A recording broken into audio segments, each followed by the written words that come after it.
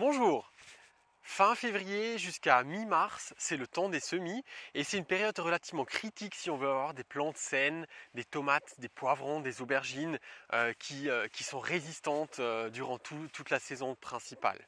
Alors, on va faire un petit état des lieux de ce qu'il nous faut. Alors, tout d'abord, bien sûr, il nous faut des graines à semer, il nous faut des étiquettes pour écrire ce qu'on a semé parce qu'après, une fois que les graines sont dans la terre, on oublie très facilement où est quoi.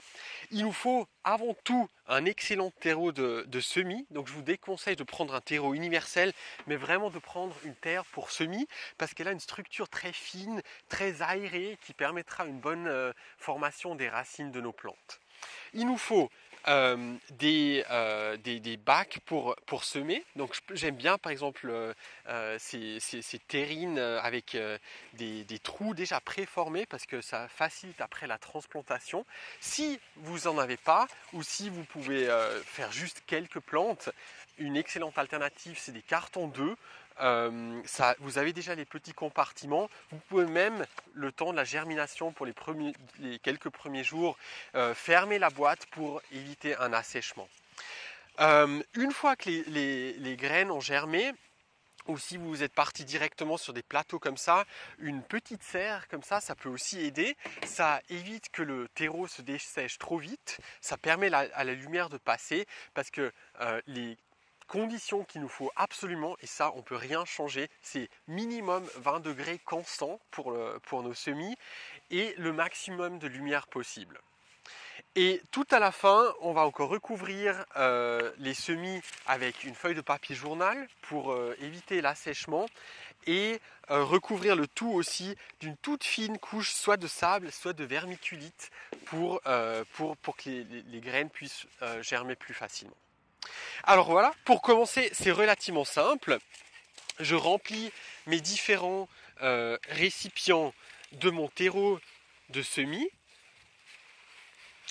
Là, il ne faut pas en mettre énormément, juste bien remplir tous les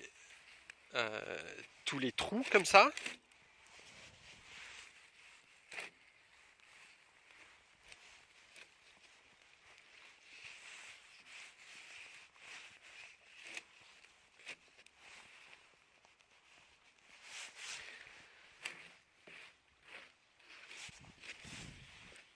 J'enlève l'excédent et j'appuie un tout petit peu pour compacter un peu la terre. Je l'arrose ensuite, je l'arrose maintenant parce que c'est beaucoup plus facile de le faire que si les graines sont déjà dessus, comme ça il n'y a pas la terre qui se délave. Donc on voit que la terre est bien humide, bien arrosée.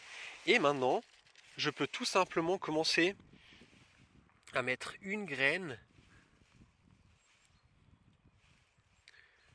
dans chaque petit trou. Je le pose dessus. J'appuie un tout petit peu avec le doigt juste pour que la graine ait un bon contact avec mon terreau. Et ensuite, pour recouvrir, je prends soit juste une toute fine couche de sable, donc peut-être 1 mm, soit de la vermiculite qui a aussi l'effet juste de recouvrir un petit peu mon semis.